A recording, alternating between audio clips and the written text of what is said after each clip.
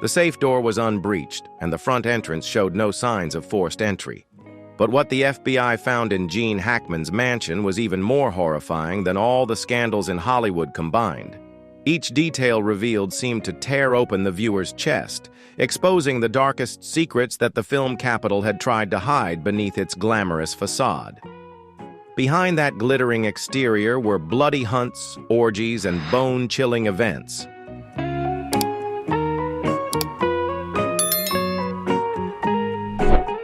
The FBI didn't just find evidence, they inadvertently stripped away the polished exterior of Hollywood, exposing the rotting skeleton beneath.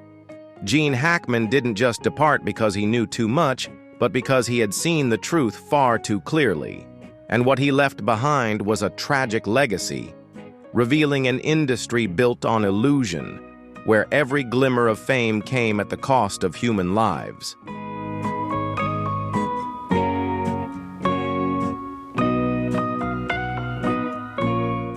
The Golden Gate silently closed on the dirt road in Santa Fe, hiding all the secrets behind them.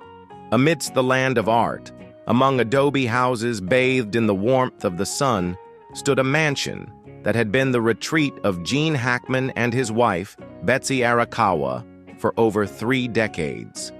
It had once been an impenetrable sanctuary where the man holding 2 Oscar statues retreated from the flashbulbs and hollow applause. But on a gray morning in early 2024, the walls surrounding this place were no longer a veil protecting privacy. They became a shroud, concealing a deadly secret.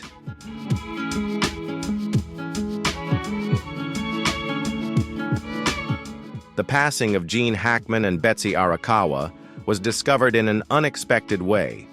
The light no longer streamed from the glass-walled room at the back of the house, where Gene would often sit reading books and sipping his morning tea. The mailman, accustomed to the couple's routines, noticed that their mailbox was overflowing, with letters scattered about as though no one had touched them in days. When the Santa Fe police forced their way through the door, they could not have imagined what awaited them inside.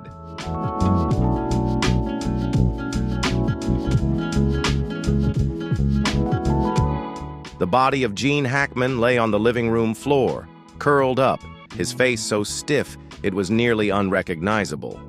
Beside him, Betsy Arakawa rested her head against the sofa, her hand hanging limp, as if she had tried but failed to reach for something on the table. There were no signs of a struggle, no fatal wounds, but the foul stench that filled the stagnant air of the mansion made the first responding forensic officers retreat to catch their breath. They had been dead for a long time, much longer than anyone had expected before the discovery. Silent death. That was the first phrase recorded in the Santa Fe Police Department's internal report.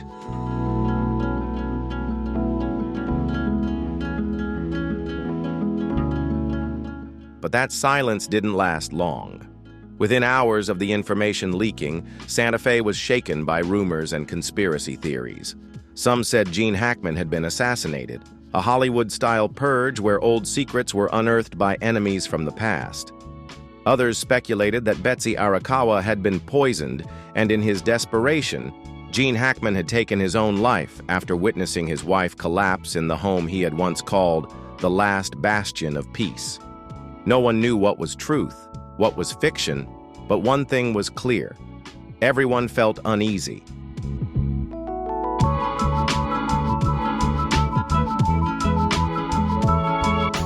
Things became even more bizarre when the FBI got involved.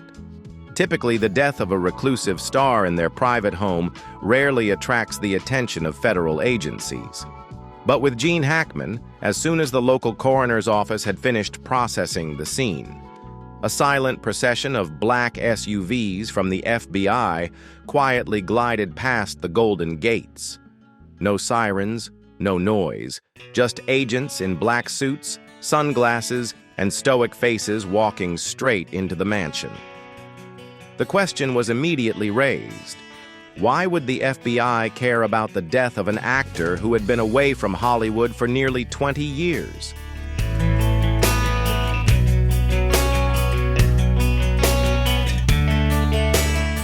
The answer was never made public. However, according to an anonymous source within the investigative team, what the FBI uncovered in the Santa Fe mansion completely shifted the direction of the investigation. It wasn't just the bodies of an elderly couple, nor merely old memorabilia or a few sentimental photos. The FBI discovered a hidden room, a small door concealed behind an old oak bookshelf, where Gene Hackman had once jokingly said, "If I have any secrets, they'll go with me to the grave."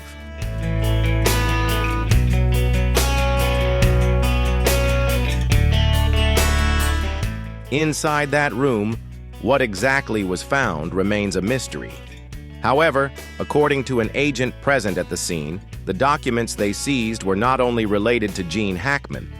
Names such as Clint Eastwood, Dustin Hoffman, Jack Nicholson, and even high-ranking politicians appeared in the dusty files.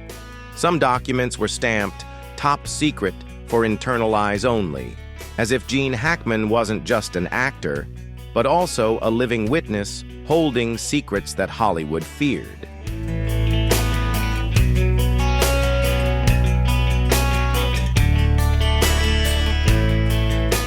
From a top star who once dominated the screen, Gene Hackman now emerged in a completely different light, the light of covert deals, deadly promises, and grudges that had haunted him for half a century. And the FBI, with all its power, could not allow any piece of this puzzle to fall into the hands of the public.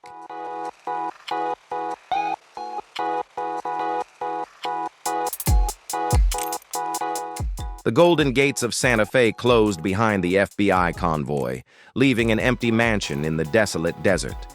But that silence was just the beginning of the information storm that would soon engulf Hollywood in the days to come. Gene Hackman had passed, but his secrets had not.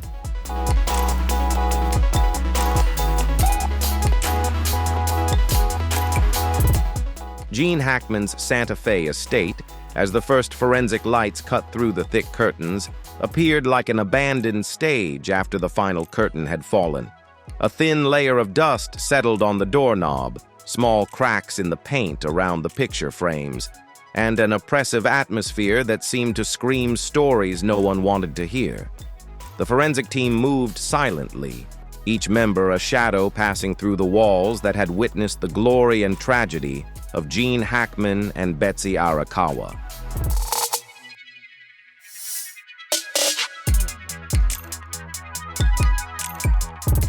But it wasn't until the door to the master bedroom was pushed open that they truly stepped into the darkness of the truth.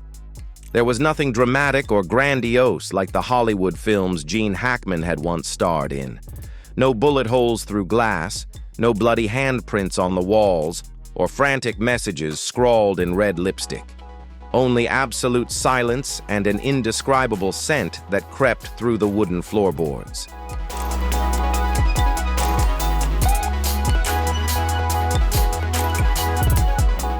In that space, Betsy Arakawa lay near the bathroom door, her head tilted to one side, eyes half open, as if she had just drifted off after a lingering headache. Her silver-gray silk robe was dotted with water droplets from the nearby sink, forming circular patterns under the beam of the flashlight. Next to Betsy, a small space heater remained plugged in, its power light faintly flickering in the darkness.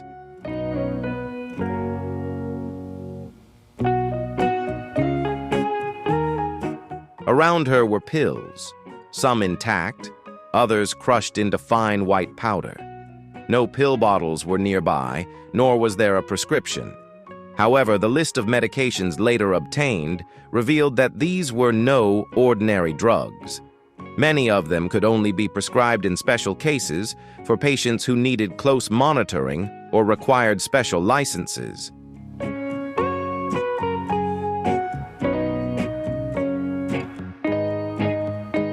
Not far from there, Gene Hackman was found on the master bed. He lay on his side, one arm dangling loosely as though he had tried to reach for something just beyond his grasp. His face, once famous for its sharp expressions on the silver screen, was now stiff and contorted, a grotesque reflection of something between pain and shock. The decomposition of his body indicated that his time of death closely matched Betsy's, a small but significant detail, enough to conclude that they had passed within a very short span of time, perhaps minutes or hours apart.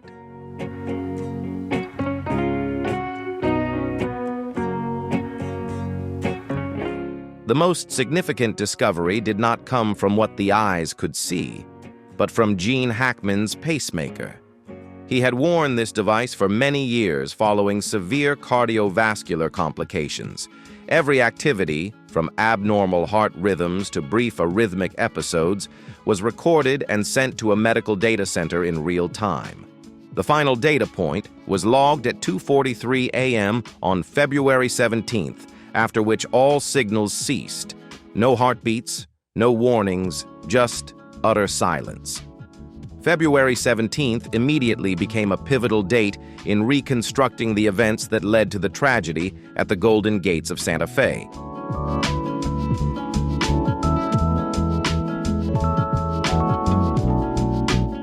However, the initial clues collected by the investigative team did not stop there. Gene Hackman's master bedroom, despite its neat appearance, contained numerous oddities when observed more closely. On the nightstand, an open planner for the year 2025 lay before them. The first pages were filled with daily schedules, from Betsy's yoga sessions to Hackman's calls to the gardener. But as they flipped deeper into the planner, Gene's handwriting grew more erratic, with ink stains smeared across the pages, as if his hand had trembled while writing. Some lines were hastily crossed out, but a phrase, "They're watching again," was circled 3 times, like a warning that Hackman himself wasn't sure was real or just a hallucination.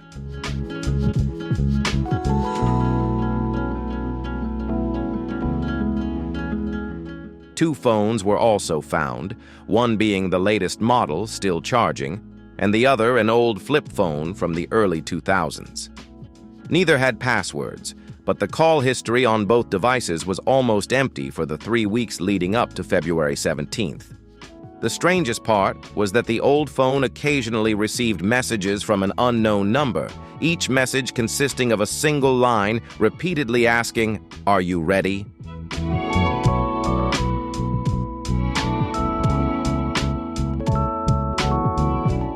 These fragments of evidence, from the crushed pills, the mysterious planner, to the cryptic text messages, all seemed like tiny pieces of a colossal puzzle that no one knew would reveal what kind of picture. And while these items were only the tip of the iceberg, the investigative team understood that to uncover the truth behind the Golden Gates of Santa Fe, they would have to dig deeper. By the time the evidence was gathered, Gene Hackman's estate felt like an open book in the middle of a story. The opening chapters, filled with glory, love, and peaceful days, had now given way to jumbled, vague, and troubling lines. But the next chapter, the darkest one, might have just begun.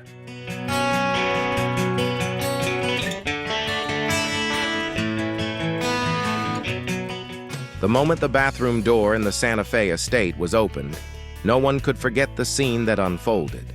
The golden light illuminated a chaotic and strange sight, as though the room itself was telling a story left unfinished. Betsy Arakawa lay there, near the bathroom door, her body contorted unnaturally, her head resting against the cold brick wall. White and blue pills were scattered across the floor, some rolling beneath the cabinet, mingling with fine dust and a few fallen strands of hair. Nearby, the small heater continued to hum, its warmth so intense that when the forensic team entered, they could feel the warm, humid air hit them like an unusual gust of wind, contrasting with the cold of February in Santa Fe.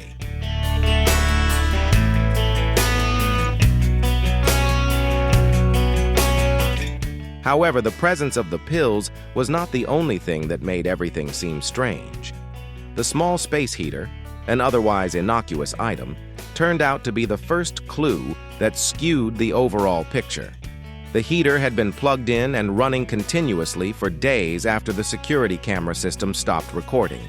The abnormal temperature in the bathroom not only disrupted the crime scene analysis, but also directly impacted the rate at which Betsy's body decomposed. In fact, the constant heat created an embalming effect, causing her body to dry out due to the sustained heat, rather than decomposing as would be typical in such conditions.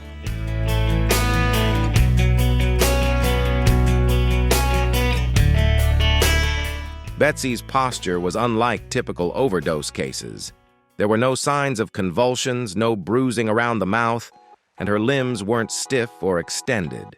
She lay on her side, her knees slightly drawn up as if she had been reaching for the door. Her face lacked any sign of excruciating pain or panic, but there was something strangely calm in that stillness. Her dry, brittle fingers gently gripped the edge of the wooden floor, as though Betsy had seen something or someone outside the bathroom before everything came to an end.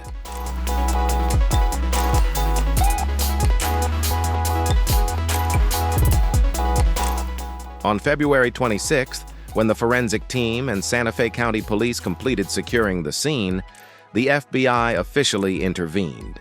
They didn't come just because of Gene Hackman's fame or the strangeness of the crime scene, but because of a strange clue. This phone was not registered under Gene Hackman's name, nor did it belong to Betsy. There were no matching fingerprints, and the data retrieved from the SIM card showed that it had connected to a number from a suburb of Albuquerque, nearly 100 miles south of Santa Fe.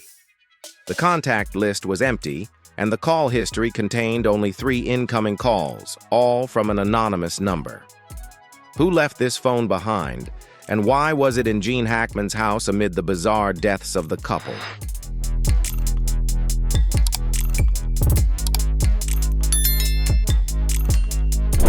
It's possible that on the evening of February 16th, when Gene Hackman's heart rate spiked, or on the 18th and 20th of February, when his phone left the house, this person entered the home.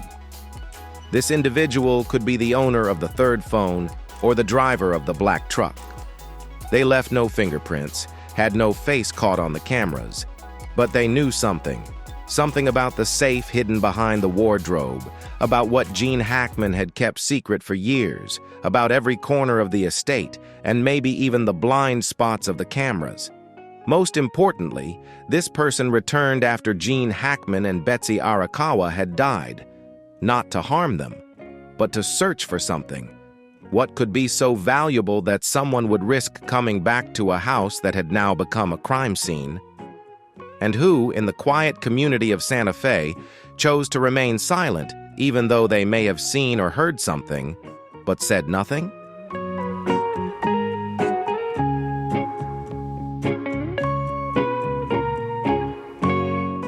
"9 days, 3 phones, 1 ghost car, and a person who knew some secrets were never meant to be uncovered. In every case that passes, the crime scene speaks. But in the Santa Fe estate, the scene didn't just speak, it whispered, leaking fragments as if someone deliberately left them behind, not to help the police solve the case, but to mislead them. And amidst all of this was the bottle of pills, lying quietly next to the body of Betsy Arakawa. According to Betsy's medical records, her most recent prescription was issued by her family doctor on February 15, 2025, 2 days before Gene Hackman's pacemaker stopped working. The prescription itself was nothing out of the ordinary. Alprazolam 0.5 milligrams, an anti-anxiety medication Betsy had been using for years.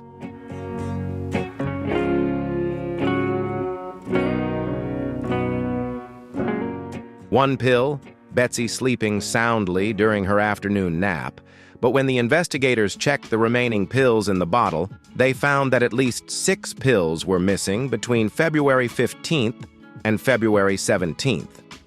According to the logbook, Betsy had only taken 3 pills, so where had the rest gone? There were no records, no signs indicating that Betsy had increased her dosage. The question arose: who took those pills? And more importantly, what were they used for? Betsy's autopsy revealed a chilling detail. Although her body showed no signs of injury or forceful intervention, her stomach contained a compound that didn't match any of the medications Betsy had been prescribed. It wasn't alprazolam, nor any heart medication or vitamins she commonly took.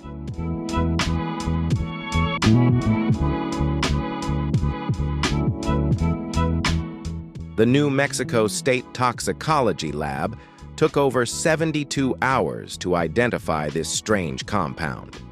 The final result was a synthetic sedative not available in the legal market in the United States.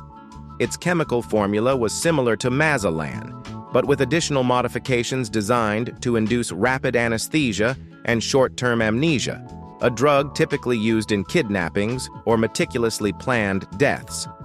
Betsy must have ingested this pill sometime between the night of February 16th and the morning of February 17th, the exact same time frame that Gene Hackman's pacemaker recorded irregular heartbeats. Someone had been in that house, not only to witness the events, but to intervene.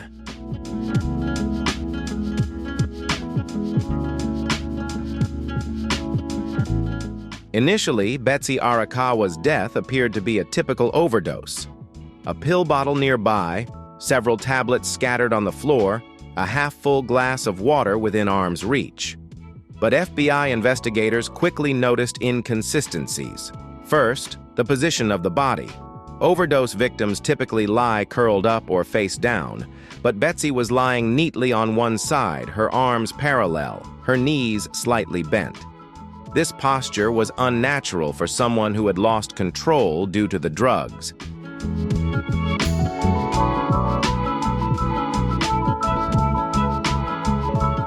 Second, there were no fingerprints from Betsy on the pill bottle, only fingerprints from Gene Hackman. According to internal cameras, the last time he touched the bottle was at noon on February 16th. Third, the contents of Betsy's stomach did not contain enough alprazolam to be fatal. The mysterious drug was the true cause of death. This led to a chilling theory. Someone had deliberately staged the scene, pushing the case toward a supposed overdose suicide, but lacking the patience or knowledge to make it convincing.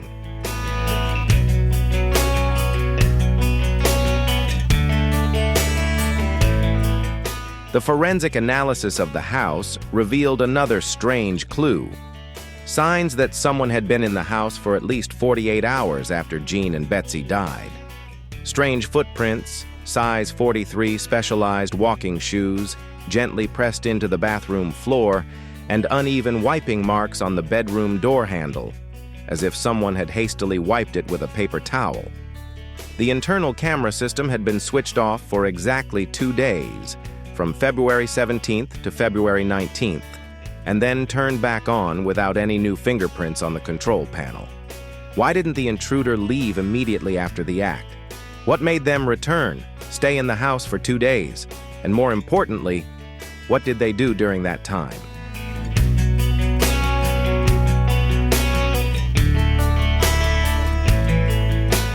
Combining all the clues, the investigation team developed a bold yet chilling theory.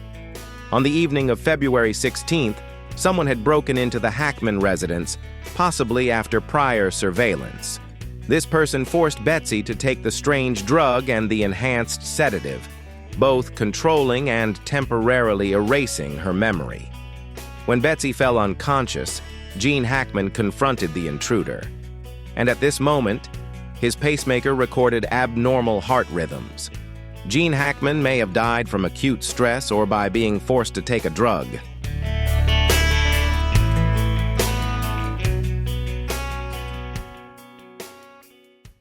The intruder then stayed, staging the scene to look like a double overdose, but returned again to erase traces or search for something they hadn't taken. If this hypothesis is correct, the deaths of Gene and Betsy were not a suicide, as the local authorities hastily concluded, but a silent prescription. A prescription given to both of them by someone trying to protect secrets so dark they were willing to take lives. And perhaps that prescription was not yet complete, because what that person was looking for may have never left the house.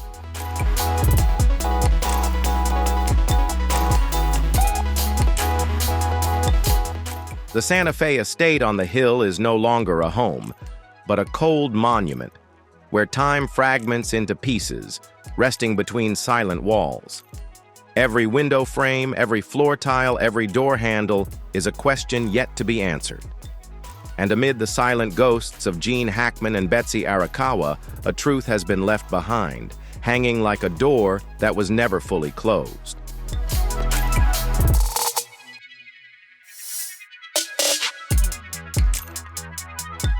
In the early days of the investigation, the FBI believed they had found the answer in Gene Hackman's private study.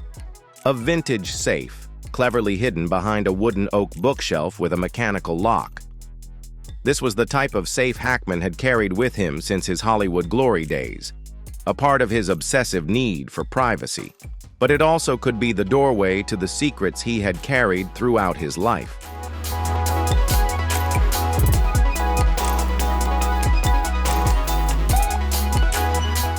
When the investigative team opened the safe, they expected to find shocking evidence, manuscripts, threatening letters, or sensitive footage, something that could explain why Hackman and his wife had been followed, threatened, and ultimately met such a tragic end.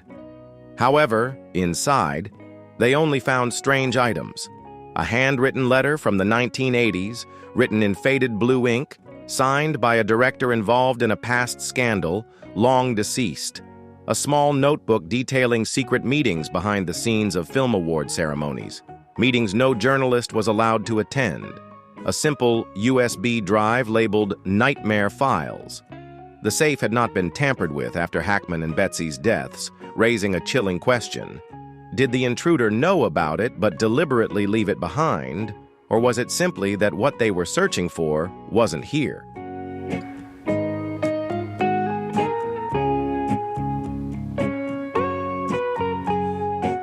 One of the key pieces of evidence collected by the FBI was the threatening messages that Gene Hackman had received in the 6 months leading up to his death. These weren't sent via email or personal phone calls, but rather through traditional paper letters, typed with no fingerprints and no clear postmarks.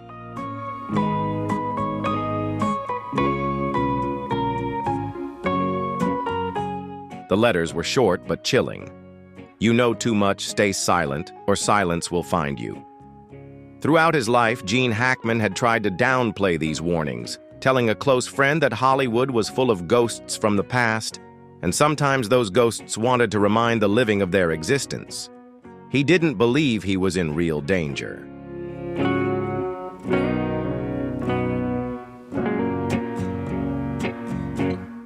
The story of Betsy Arakawa gradually began to emerge through the investigative files, no longer an image of a meek wife fading in the shadow of her husband, but something else. A small yet dangerous secret that the FBI had only just begun to skim the surface of. From the middle of 2024, Betsy had started gathering documents on the covert forces in Hollywood. Her handwritten notes, found in the kitchen drawer, mentioned names that only appeared on dark conspiracy theory forums. DL, a famous director accused of child abuse. HC, a media mogul who had silenced witnesses with money and lives. AP, a mysterious actress who vanished after publicly threatening to expose the list of pedophile parties in Malibu.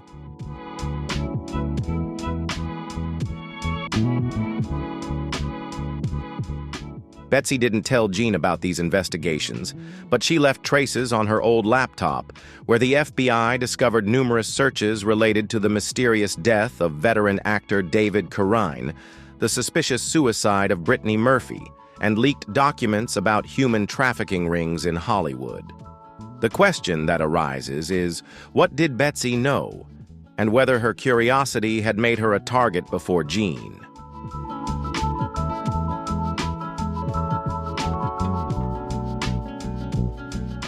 The FBI closed the Hackman-Arakawa case as an unresolved criminal investigation, but seasoned agents understood that the story didn't end in an internal report.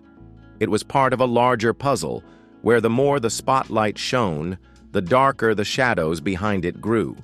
Those responsible for the threatening letters sent to Gene Hackman may never reveal themselves, but their mark had been etched into every dark corner of Hollywood.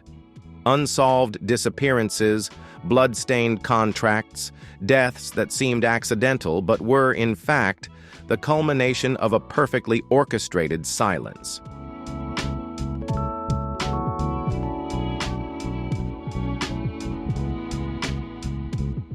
The Santa Fe mansion is now not only a crime scene, but an invisible monument to the souls devoured by Hollywood.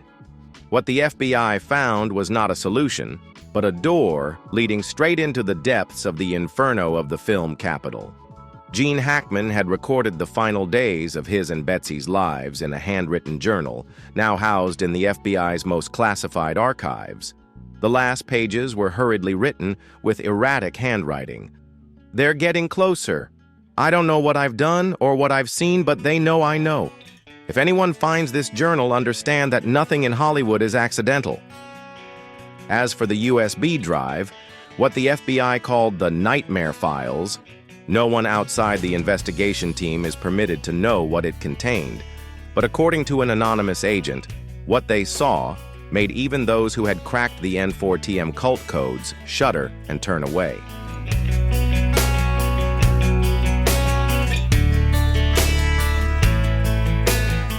As the darkness settles over the hilltop of Santa Fe, the door to the Hackman mansion remains ajar, a reminder that Hollywood never lets anyone truly leave in silence. For in the city of dreams, every extinguished star leaves behind a ghost, and those ghosts always know how to whisper in the ears of the living. The Hackman mansion is not just a crime scene, but a mass grave that buries the souls of a decaying Hollywood. What the FBI discovered was not a solution, but a doorway leading straight into the depths of hell in the heart of the film capital.